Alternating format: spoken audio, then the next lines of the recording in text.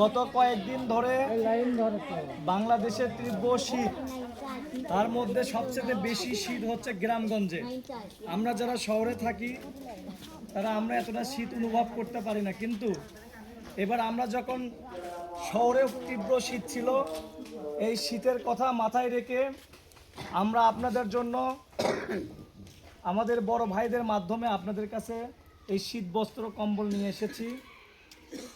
আপনারা জানেন বাংলাদেশের সাবেক তিনবারের প্রধানমন্ত্রী, বগুড়ার এই গাবতলীর পুত্রবধূ আপসীর নেত্রী, যিনি দীর্ঘ 17 বছর মানুষের ভাত ও ভোটের অধিকার ফিরে দেওয়ার জন্য আন্দোলন সংগ্রাম লড়াই করেছেন এবং নিজে জেল খেটেছেন এবং তার সকল নেতা কর্মীরা হামলা মামলার শিকার হয়েছেন।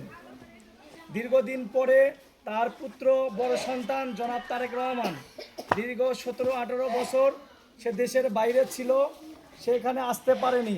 তারপরেও কিন্তু আপনাদের মাঝে বিভিন্ন সময় শীত বস্ত্র, করোনার সময় খাদ্য থেকে শুরু করে সকল ধরনের সহযোগিতা তিনি করেছেন। তিনি যখন বাংলাদেশে আসলেন, তার মায়ের সাথে দেখা হবে এরকম একটা আনন্দঘন পরিবেশ সৃষ্টি হওয়ার কথা ছিল। দুঃখজনক হলেও সত্য, তিনি যেদিন চলে এসেছেন বাংলাদেশে, তার আগে থেকে বেগম খালেদা জিয়া, আমাদের এই এলাকার সাবেক সংসদ সদস্য, উনি আইসিইউতে ছিলেন, উনি আর কথা বলার সুযোগ পাননি। তারপরে আমরা গত 30শে ডিসেম্বরে দেশনেত্রী বেগম খালেদা জিয়া ইন্তিকাল করেছেন, আমাদের মাঝ থেকে উনি চলে গেছেন। আমরা আপনাদের কাছে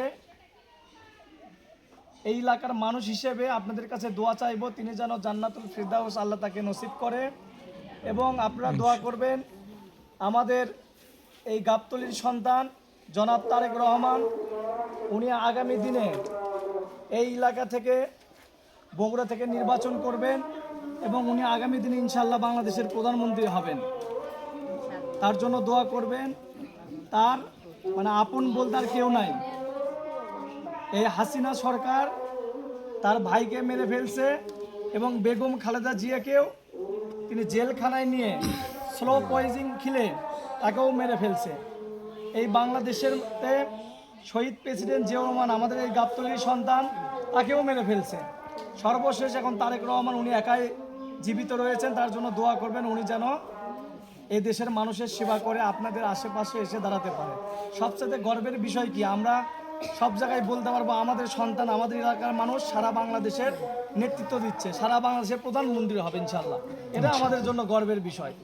আমাদের এই বাংলাদেশকে এবং এই বগুড়ার মানুষ এবং গাবতলীর মানুষকে সারা বিশ্বের মানুষ চেনে শহীদ প্রেসিডেন্ট জিয়াউর রহমান, খালেদা জিয়া এবং তারেক রহমানের জন্য।